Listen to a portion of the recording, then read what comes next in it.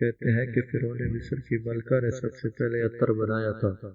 اس نے مصر کے معبدوں پر چڑھائے جانے والے متبرک پھولوں کو چربی میں لپیٹ کر صحرا کی تیز دھوپ میں رکھا۔ اس تیز گرمی میں جب چربی پگھلی تو اس میں پھول بھی تحلیل ہو گئے۔ اس چکنے مائع کو ملکہ نے استعمال کیا تو ہر طرف مہک پھیل گئی، اور فرعون نے اپنی ساری ملکوں کے مقابلے میں اس ملکہ کو ترجیح دینی شروع کر دی۔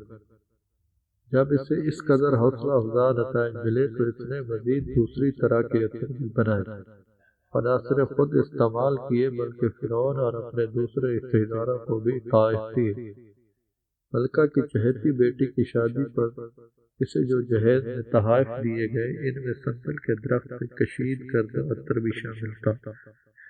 آج کی دنیا میں جو قیمتی خوشبوئیں بہت معروف و مقبول ہیں ان میں چنبیلی، عنصر اور سندل خاص اجزاء کے طور پر شامل کیے جاتے ہیں۔ چنبیلی کے پھولوں کا آبائی وطن مصر اور جزائر کمور ہے۔ آج بھی ان پھولوں کی زیادہ تر کاشت انہی علاقوں میں کی جاتی ہے۔ پرفیوم کی تیاری میں صرف چنبیلی ہی نہیں بلکہ درجنوں طرح کے دوسرے پھول اور جانوروں کی چربی کے علاوہ بعض اوقات جنگلی بلی کی گردن کے غضون کیمیائی تحریر کے بعد بھی شامل کیے جاتے ہیں۔ جانوروں کے اجزاء کی کشید کردہ مائع کو خوشبو کے محلول میں شامل کرنے کا مقصد خوشبو کو دیر تک برقرار رکھنا ہوتا ہے۔ پرفیوم میں اتنے اجزاء ہوتے ہیں اور اتنی اقسام کے پھول ہوتے ہیں کہ کسی ایک ملک میں بہترین پرفیوم بنانے کے اجزاء پیدا نہیں ہوتے۔ اس لیے 20 اقسام کے پھولوں کی پتیوں کے علاوہ کئی دوسرے اجزاء دریافت کرنا پڑتے ہیں۔ ان میں سے بعض اجزاء اتنے قیمتی ہوتے ہیں اور ان کا حصول اس قدر مشکل بلکہ جان لیوا ہوتا ہے کہ جو بھی انہیں حاصل کرنے پر پرفیوم انڈسٹری کو سپلائی کر سکے وہ راتوں رات کروڑ پتی بن سکتا ہے۔ ہر سمت خوشبو بکھیرنے والے پرفیوم اور عطر بنانے کی تاریخ فرعون مصر سے چلی آ رہی ہے۔ آج کے جدید دور میں بھی قیمتی پرفیوم کے فارمولے سالہ سال کے پیچیدہ تجربات کے بعد بنائے جاتے ہیں۔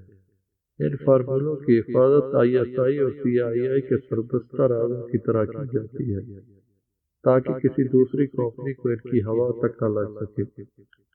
فرانس کو آج کی دنیا میں پرفیوم انڈسٹری کا بادشاہ مانا جاتا ہے۔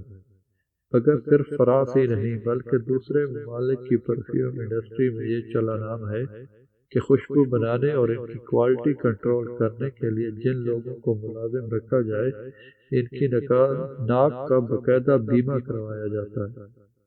یہ لوگ بے شک بہت تعلیم یافتہ نہ بھی ہو مگر ان کے سونگنے کی حس اتنی تیز ہوتی ہے کہ کسی بھی طرح کی خوشبو سونگ کر بتا دیتے ہیں کہ اس خوشبو میں کون کون سے اجزاء شامل ہیں۔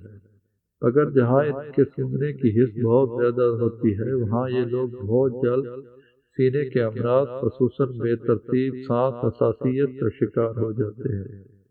اپنی کمپنی میں ان افراد کو VIP پروٹوکول دیا جاتا ہے اور ان کے آرام اور سکون کو سب سے زیادہ اہمیت دی جاتی ہے۔ پرفیوم انڈسٹری میں اس وقت تک کوئی پرفیوم مارکیٹ میں نہیں جا سکتا جب تک ماہرین اس کی مقبولیت کی سند نہ جاری کر دیں۔